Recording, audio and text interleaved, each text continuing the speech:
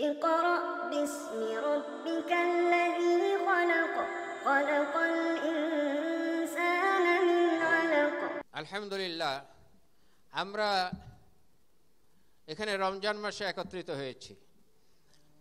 আমরা এটা সকলেই জানি, রমজান মাসটা একটা নেকির মৌসুম।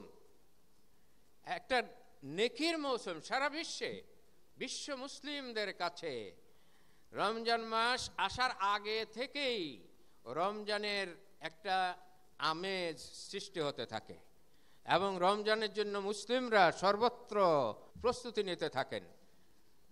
নিতে থাকেন সকলে। এবং রমজান মাস যখন শুরু হয়, আপনি দেখবেন প্রথম তারাবিতেই মসজিদে জায়গা দেয়া মুশকিল হয়ে যায়।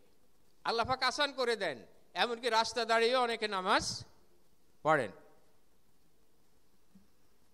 5 ওয়াক্ত নামাজও অন্য সময় সে তো অনেক বেশি হাজির হয় লোকেরা। কারণ কি?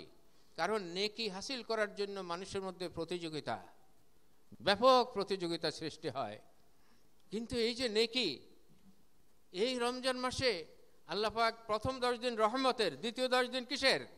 মাগফিরাতের, তৃতীয় 10 দিন ইতকুম মিনান নিরান, জাহান্নাম থেকে মুক্তির। এই জাহান্নাম থেকে মুক্তির ব্যবস্থা আমাদেরকে করতে হবে। কিন্তু কিভাবে? এই যে রমজানে এত নেকি, এত সওয়াব, এত রহমত, এত বরকত, এই যে জাহান্নাম থেকে মুক্তির ব্যবস্থা, এই রমজান মাস পাইলাম আমরা কার উসিলায়? আল্লাহ পাক নিজেই বলেছেন, শাহরুর রমাদান উনজিলা ফীহিল কুরআন হুদাল লিন্নাস ওয়া বায়িনাতিম মিনাল হুদা ওয়াল ফুরকান ফামান শাহিদা মিনকুমুশ শাহরা ফালিয়াসুম। যে রমজান মাস, এই মাসেই নাজিল করা হয়েছে আল কোরআন, যেটা মানব জাতির জন্য জীবনযাপনের বিধান এবং সুস্পষ্ট প্রমাণ।